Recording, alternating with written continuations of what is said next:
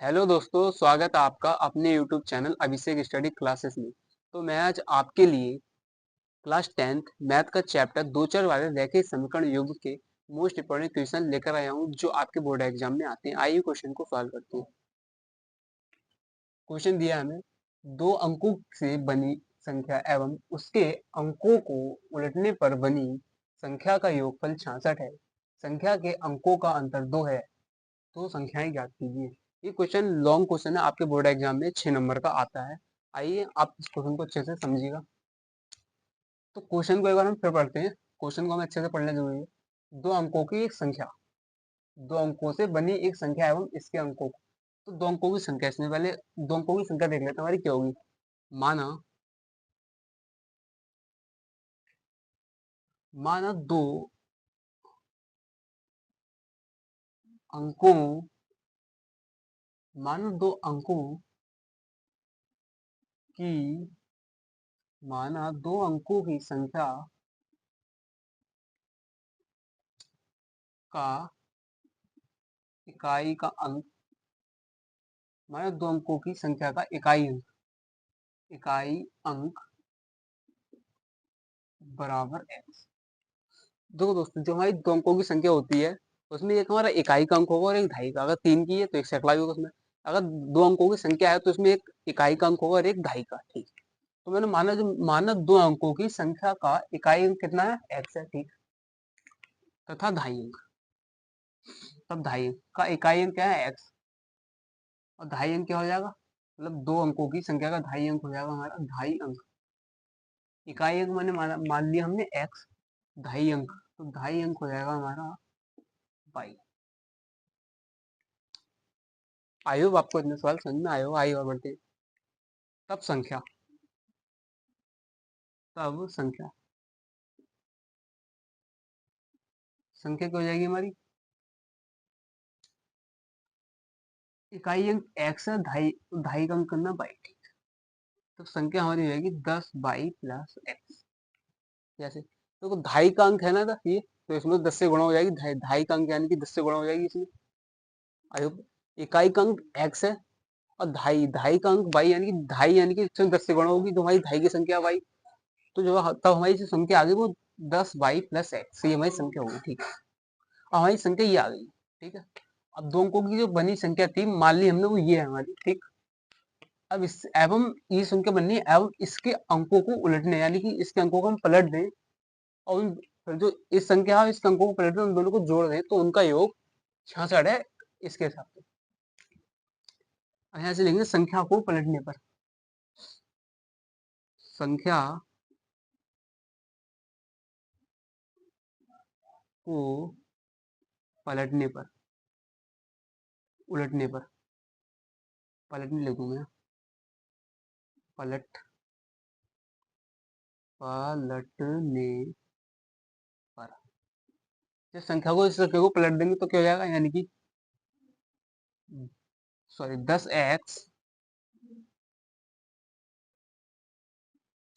10x plus Y, ये संख्या है। इसको अगर पलट देंगे तो हमारी ये संख्या आएगी, यानी कि अदला बदली होगी। 10x प्लस वाई, जिस संख्या को हमने पलट दी तो ये संख्या होगी। संख्या को पलटने पर हमारी जिस संख्या को पलटेंगे तो हमारी संख्या आएगी वो। अब इन दोनों का योग हमें कितना दिया, 66 दिया। कहा था दो अंकों से बनी एक संख्या, माना दो अंकों जो हमारी संख्या थी वो ये मान ली हमने, से बनी संख्या एवं इसके अंकों को पलटने पर बनी संख्या का योगफल 66 है। तो इन दोनों संख्या का योगफल कितना है, 66 है। बस अभी डालेंगे प्रश्नानुसार, प्रश्नानुसार। अब प्रश्नानुसार क्या हमारा देखिएगा, प्रश्नानुसार प्रश्नानुसार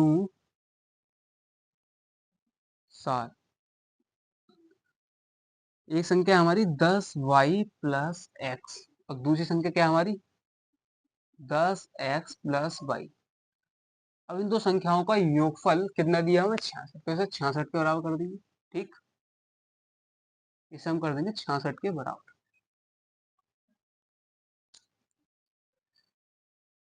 इधर देखिएगा 10 बाई मतलब बाई बाई को अलग जोड़ लेंगे, यहाँ बाई और ये बाई, ये 10 बाई और ये 1 बाई कितनी आई होगी, 11 बाई, ठीक। प्लस 10x और 1x 11x, ठीक, 11x बराबर कितना है मेरा 66, तो 66 आपको 11 इसमें यहाँ भी दिख रहा हो, यहाँ भी, मतलब 11 दोनों तरफ है, तो 11 में कॉमन ले सकता हूँ, ठीक। तो 11 मैंने कॉमन ले लिया, यहाँ के बचे मेरा y प्लस एक्स बराबर 66, ठीक। अब y प्लस एक्स बराबर 66 है मेरे यहाँ, 11 में इस साइड को लाऊंगा तो इसके भाग में आ जाएगा, बटे में आ जाएगा, ठीक। अब 11 11 के पहाड़ी में 66 कितनी बार में आता है, 6 बार में, यानी 11 से मैं 66 को भाग दे दूंगा तो 6 बार में चली जाएगी, यानी 11 कम 11, 11 से 66, यानी कि हमारा जो y प्लस एक्स बराबर 6 आ गया, 11 को 66 में भाग दिया तो 6 आया मेरा, ठीक। अब इसको मैं मान लेता हूँ समीकरण नंबर 1, ठीक। और इसमें हमें भी दूसरी समीकरण क्या दी हुई है, आप इसे भी इतना नोट कर लीजिए इधर का।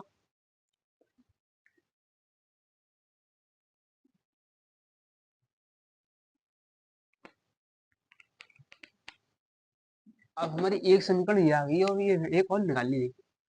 यहाँ तक हो गया हमारा क्वेश्चन। अब क्या, संख्या के अंकों का अंतर 2 है, यानी कि हमारी संख्या क्या थी, हमारी संख्या थी, ये देखो इस संख्या थी हमारी थी एक्स और वाई, इसमें दहाई का अंक हमारा वाई था, वाई, ठीक। और इकाई का अंक कितना था, एक्स, एक्स, ये हमारी संख्या थी। इसका अंतर, अंतर यानी कि हमारी जो दहाई वाली संख्या है, बड़ी संख्या में से छोटे को घटाना, तो अंतर यानी कि माइनस का चिन्ह आएगा, का अंतर 2 है, किसके बराबर है, ये 2 के बराबर, ये मेरी समीकरण 2 हो गई। एक समीकरण मेरी ये है, आपसे बड़ी है, आपने प्रतिस्थापन विधि पढ़ी होगी, विलोपन विधि पढ़ी नहीं पढ़ी होगी तो आप आज आपको पता लग जाएगी, देखिए मैं बताता हूँ। इसको भी मैं मिटा देता हूँ, आई होप आपको यहाँ तक तो समझ में आ गया होगा। अब एक समीकरण मेरी ये है और एक समीकरण ये है, ठीक। तो पहली समीकरण क्या है मेरी, y माइनस एक्स बराबर 2, एक समीकरण ये है मेरी, ठीक। और एक समीकरण ये y plus x, y plus x बराबर 6। आपको ये दोनों समीकरण में पता है ना, कहाँ कहीं देखो, संख्या के अंकों का अंतर 2 है, संख्या कौन सी तेरी, y और x थी, y बड़ी थी तो y में से मैंने x घटा दी, तो इनका अंतर कितना था, 2 था, ठीक। और ये समीकरण मैंने अभी इसे सॉल्व करके पूरी ये निकाल ली, y प्लस एक्स बराबर 6, y प्लस एक्स बराबर 6, ठीक। तो समीकरण ये मेरी 1 हो गई और ये 2, ठीक।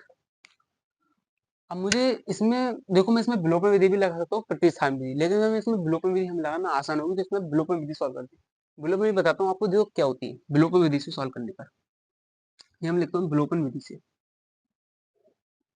विलोपन विधि से, ठीक। ये मैंने लगा दी विलोपन विधि। अब विलोपन विधि से मैं इसमें भाई दो कंडीशन है, देखो अब इसमें मैं यहाँ लिखूंगा पहले जोड़ने पर, बड़ा करके लिख देता हूँ, जोड़ने पर, जोड़ने पर, एक सेकंड रुकिएगा जरा, जोड़ने पर मैं थोड़ा इसको इधर करके लिख दूँ। देखिए मैं यहाँ लगा रहा हूँ विलोपन विधि, तो यहाँ विलोपन विधि से, ठीक। विधि कौन सी लगाई मैंने, विलोपन, प्रतिस्थापन विधि भी लगा सकते हैं, अब मैंने विलोपन विधि लगाई। अब मैं लिखूंगा जोड़ने पर, इसमें विलोपन विधि दो कंडीशन होती है, घटाने पर, जोड़ने पर। अब जोड़ने पर क्या होगा, देखिए जोड़ने पर जो हमारी बाई वाई है वो जुड़ जाएगी, मतलब चिन्ह जो साइन है वो चेंज नहीं होते, यहाँ प्लस का साइन है तो प्लस का रहेगा, यहाँ प्लस का यहाँ प्लस का यहाँ प्लस का, साइन चेंज नहीं होंगे। अब जोड़ने पर यानी कि बाई और ये एक बाई ये एक बाई ये, तो कितनी बाई हो गई, ये 2 बाई, तो ये 2 बाई, ठीक। और ये प्लस का एक्स और ये माइनस एक्स आपस में कट जाएगा, ऊपर माइनस का एक्स नीचे प्लस का एक्स, ये तो कट जाएगा ना आपस में, ये तो बाई और बाई 2 बाई हो गई, यहाँ तो दोनों साइन सेम थे, ठीक। अब बराबर ये तो आपस में गया काटे, यानी 0 बचा, यानी कुछ नहीं। 6 और 2 कितने हो जाएंगे, मैं जोड़ूंगा तो 8, ठीक। तो बाई बराबर मेरा 8 बटे में 2 हो जाएगा, ये 2 यहाँ गुणा में था, बराबर का इधर को भेजो तो ये भाग में चला गया, ठीक। तो y बराबर 4 आ गया मेरा, तो y का मान कितना आ गया मेरा, 4। अब y का मान मैं किसी एक समीकरण में रख दूं, या समीकरण 2 में रख दूं, या समीकरण 1 में, तो मुझे x का मान प्राप्त हो जाएगा। आइए करके देख लेते हैं। तो देखो y का मान समीकरण एक में रखने पर, ठीक।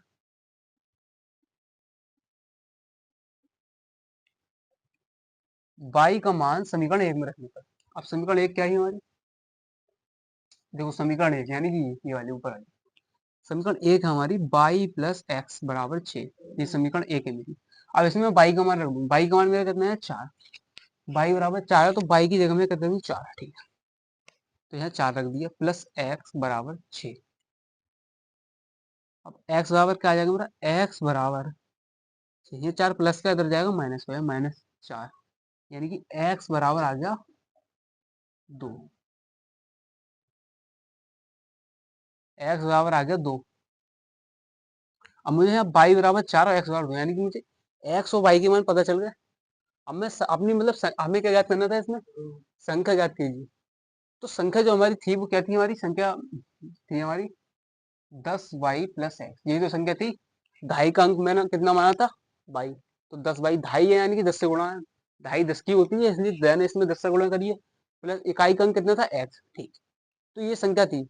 अब इसमें मुझे एक्स और बाई दोनों के मान पता चल गए। अब मैं बाई का मान यहाँ रख दूं और एक्स का मान यहाँ रख दूं, पूरी संख्या मुझे पता चल जाएगी। देखिए कैसे, देखिए 10, इस संख्या मतलब 10,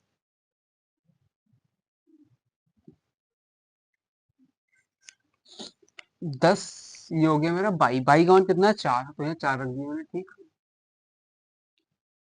plus x, plus x, x का मान कितना निकाला 2, तो ये 2 रख दिया। तो संख्या 10 चौक 40 और 2 42। तो हमारी जो हमें संख्या याद करनी थी, वो दो अंकों की जो हमारी संख्या थी वो 42 है। देखिए इसमें 2 अंक है, ये संख्या मेरी 42 है। आई होप आपको ये सवाल समझ में आया होगा। देखिए 2 अंकों से बनी एक संख्या थी एवं इसके अंकों को पलटने पर, यानी जो संख्या बन रही थी उसके अगर अंक हम पलट दें तो उनका योग जो आया था वो 66, योग हमारा उसका कितना आया था 66। जैसे कि ये मेरी संख्या है 42 है, ठीक। अब मैं इसके अंक पलट दूं, यानी कि मेरी संख्या ये 42 है, मैं इसको अगर पलट दूं, देखो ये 42 तो ये होगी मेरी। अब मैं इसके अंक पलट दूं, यानी कि 2 की जगह 4, 4 की जगह 2 कर दूंगा, फिर उन्हें आपस में जोड़ दूं तो इनका योग 66 आएगा, नहीं आएगा? आप जोड़ के देख लेना, इनका योग 66 आएगा। तो बस इससे मुझे पता चल रही है, हाँ जो मैंने आंसर निकाला वो मेरा सही है कंडीशन के हिसाब से। मतलब ये संख्या है, इसके अंकों को पलटूं और जोड़ूं तो वो 66 आएगा। तो आई होप आपको ये सवाल समझ में आया होगा। आइए बढ़ते हैं अगले सवाल की तरफ।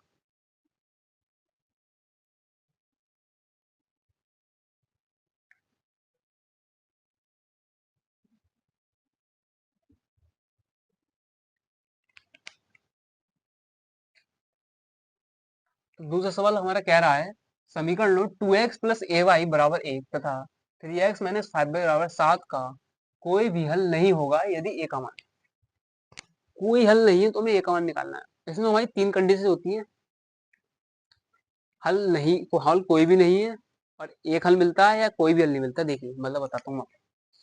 अगर जो हमारी रेखा मतलब देखिए a1/a2 बराबर होता है b1/b2 के, और ये बराबर होता है c1/c2 के, ठीक। तो इस टाइप की जो रेखा होती है वो हमारी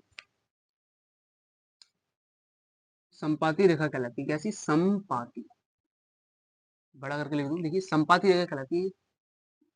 संपाती, संपाती रेखा कैसी, यानी कि जस्ट एक के ऊपर एक ऐसे चढ़ी, जैसे एक रेखा ये है, इसी के ऊपर एक रेखा ऐसे और है, इसी के ऊपर, इस प्रकार रेखा संपाती, यानी कि एक दूसरे के ऊपर लेटी हुई रेखा, जिसे हम संपाती रेखा बोलते हैं। तो इसमें जो हमें हल मिलते हैं ना, वो अनेक हल मिलते हैं,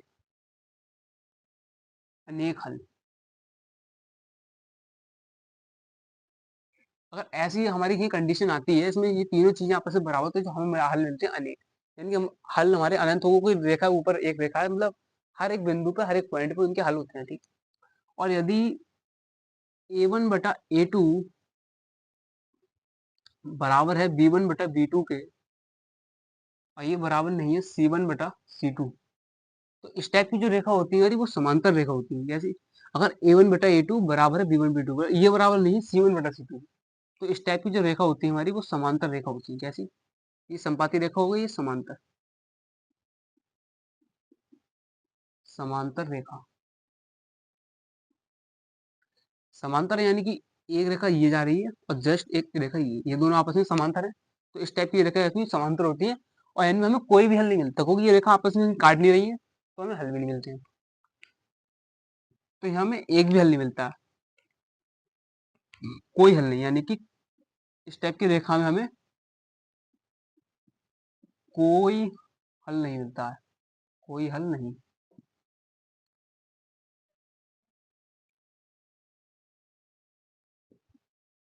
कोई हल नहीं। ठीक, इस टाइप की रेखा में कोई हल नहीं मिलता है हम लोगों को। अगर रेखा हमारी समांतर होगी तो हमें कोई हल नहीं मिलेगा। अगर ये वाली कंडीशन होगी तो कोई हल नहीं मिलेगा, मतलब हमें कभी कोई हल नहीं मिलेगा। और एक ये एक रहेगी, आपको बताता हूँ, a1/a2 बराबर नहीं है v1/v2 के। तो इस टाइप की जो रेखा होती है वो प्रतिच्छेदी रेखा होती है। कैसी? प्रतिच्छेदी, प्रतिच्छेदी,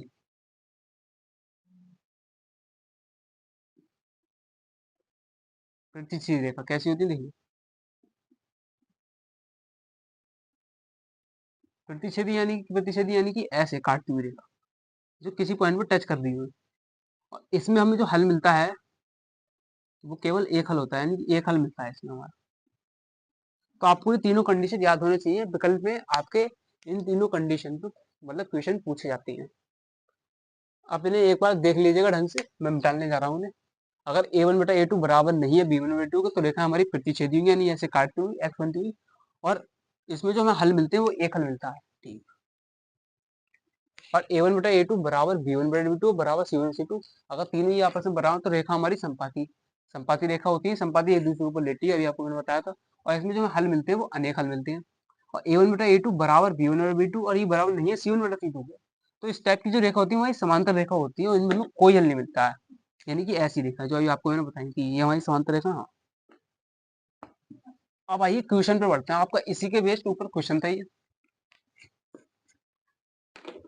तो समीकरण 2x प्लस ay बराबर 1 तथा 3x माइनस 5 बराबर 7 का कोई भी हल नहीं है।